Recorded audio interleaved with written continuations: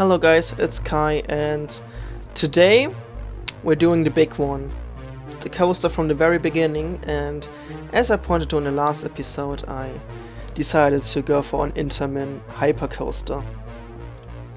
I definitely wanted a modern gen Intamin hyper like Hyperion and Energylandia, and I really wanted it to be airtime focused but with some very snappy elements thrown in there, especially towards the end.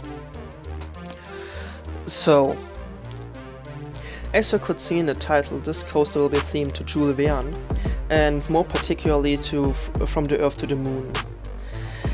This is mainly because I wanted to have a French coaster, and well, I think this would be the coolest theme. And second of all, of course, it has drawn from big inspiration from Disneyland Paris, where for their Tomorrowland they didn't just retread the theme they had in the US, but actually because it was located in Paris, they decided to basically theme it around the works of Jules Verne.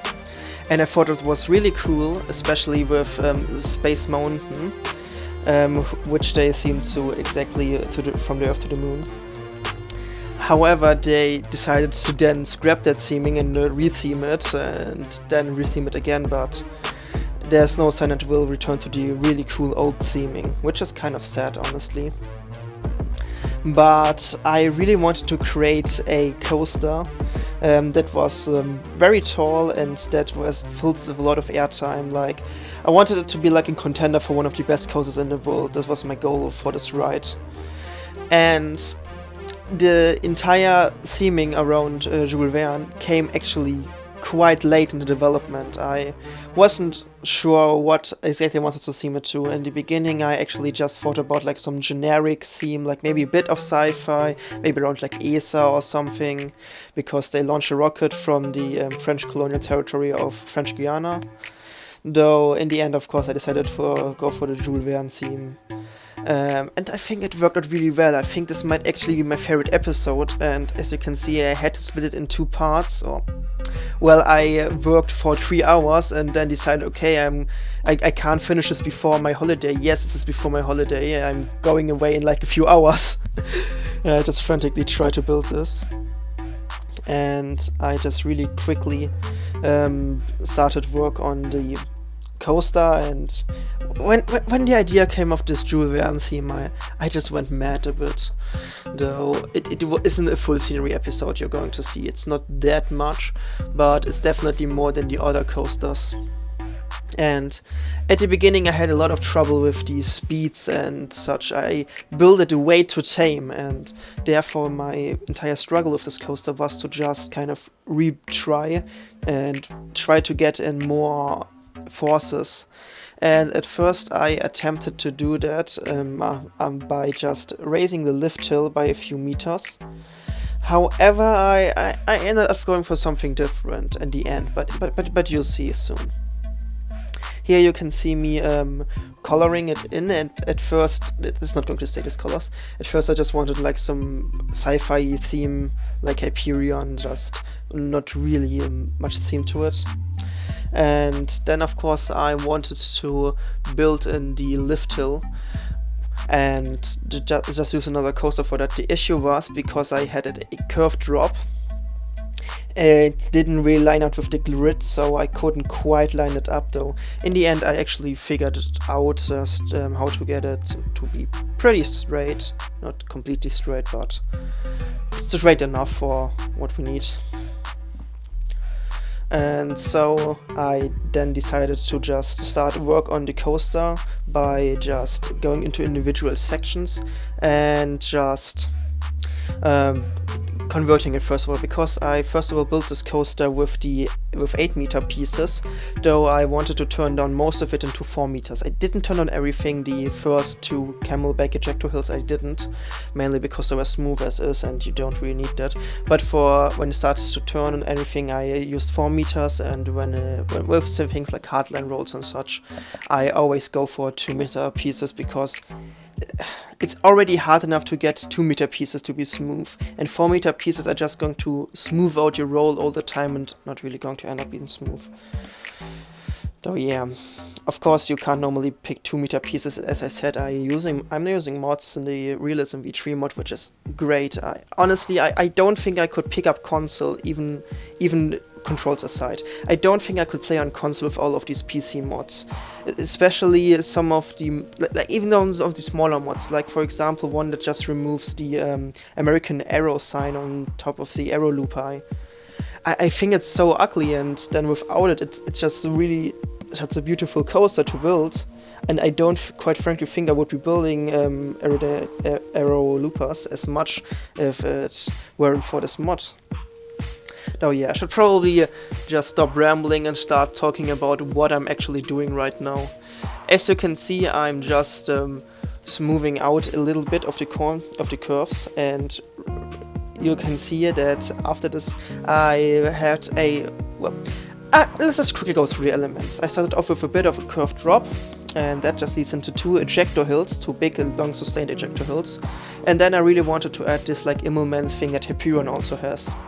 Afterwards, I really wanted some smaller like speed hill, though it didn't really end up being a speed hill, it was just a more like faster normal hill. And then it just went into like a not really wave tone, maybe like a sideways airtime hill, I guess, though it's not really airtime, more of a stall. Speaking of which, afterwards I quickly added in a short pop of airtime into a big stall over the entrance. Like the first drop going through the entrance, I wanted a big stall over the entrance, and it actually worked out to be right about 0 Gs of the entire way through, which is pretty cool. And then afterwards going to quick corner, which is in the part I'm building right here, with this Stangle dive, which then goes right into a switchback, into an outwards banked hill, into another Stangle dive, and then into a hardline roll, which leads into an Immelman, and then with pop of airtime back into the brake run. I really like this layout, especially the ending part, which then stays really close to the ground, and we're going to use later on, let's just put it like that. It's going to be relevant for the theming of the ride later on. But yeah. It was quite hard to get these snaps right, and it isn't quite smooth yet, but as I said, there's going to be a part 2, so hopefully we can work those things out. But yeah, I really wanted to add the snap in, and honestly, if it's going to cause some little amount of unsmoothness, and I'm fine with it. If it's just a little jolt, okay. As long as the snap is there, this is the most important part for me. If the snap isn't there, then why are you even building that element? Like it's supposed to give a very quick short pop of her laterals, and that's about it. So I just quickly finished up the layout by just quickly smoothing and out this final part. I really like the barrel how it turned out, especially with the film we're going to do later to it. So then I started work on, this was around the point where he decided I wanted to theme it to Jules Verne. And I decided to change the color scheme and name it From the Earth to the Moon. But in French, of course. And yeah, this is where this part in the end comes in. I really want to end it with a section where you're basically going around on the moon. Because, like, let's be honest, that's sick. Like, come on. Don't you want to have a giant hypercoaster that just ends with a low to the ground section with stangle dives and switchbacks through a through the moon surface? That sounds fucking amazing. Why does nobody build something like that? Probably because of budget, but still, like, come on. That would be so cool. So, of course, I wanted it to be a dark section, because that would be extra cool. And I decided to build a facade, which I really wanted to be like this retro futurism that you also got on in Disneyland Paris. So I just really wanted like this very colorful kind of retro sci-fi-ish building. And we're going to expand that in part 2 definitely, though I haven't recorded part 2 yet, so maybe I'm going to change plans or whatever. Though I will have some time to think about it, considering I'm on holiday then.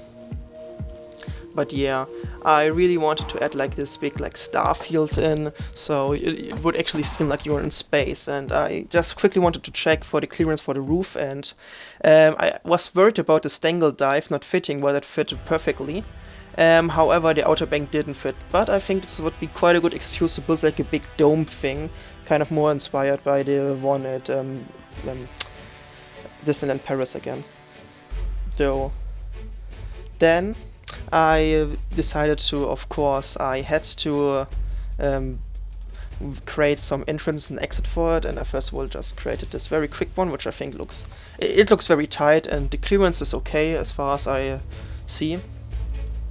So I just kept that in, and then we're going here to the really cool part, and of course it's streamed from the Earth to the Moon. You're going to need a big ass cannon, like that was no question. So of course I decided to do the silver red method and just quickly make some sears, because yeah, of course, it's cool. And I really wanted to add like 4 rings to create a barrel that slowly goes in and smaller. So like a big artillery that can just retract it and then expand it again to extensively just make it bigger. And it was a bit difficult to get it completely right, because of course Planet Coaster doesn't have the best tools for moving things around, and in the end it's not perfect. Like there's some parts which are clipping a bit through somewhere, whatever, but in general I'm very happy with how it turned out. And I'm just putting it over there, and at that point I also decided that instead of a chain lift I really wanted to add in a lounge. Essentially it would get launched out of the cannon. Though of course I didn't want to have it be like that fast. It shouldn't be like a launch, it should be focused on, though I really wanted to be kind of fast. And yeah, sadly my hard drive went to full and a bit was lost, because in the end I built in another like big tube that's coming out of the dark ride section, where you're essentially just leaving the moon to go back to Earth, and to have like this hardline roll in front of the Immelman that's completely enclosed, because that would be quite cool still.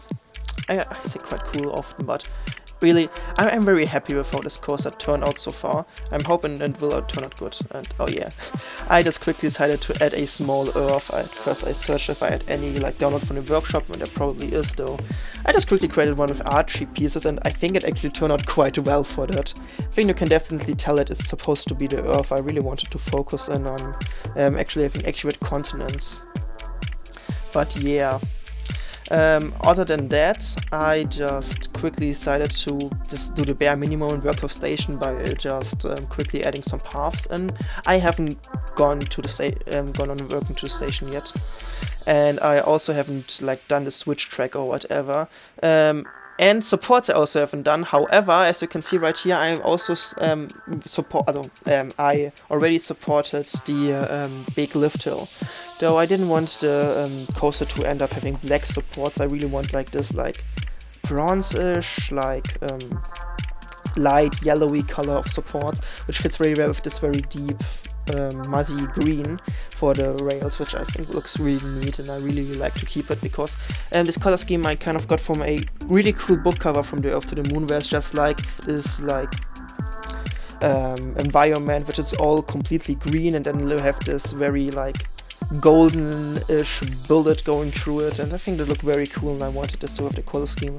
However, I wanted the supports for the cannon parts to be all black, and like to fit kind of with this like gunmetal color from the cannon itself. So I just quickly added it like that, and then after I was done with that, I decided to just work a little bit, and I do mean a little bit more, on the dark ride section, though I really haven't added much. I only have kind of just tried to fake the roof to make it essentially appear on the POV, because even though it's a part 1, I still want to give a POV, mainly because I'm going away, even though you probably only have to wait a week or so for the next part, considering that this is going to be uploaded like a few weeks from now on, but still enjoy the POV.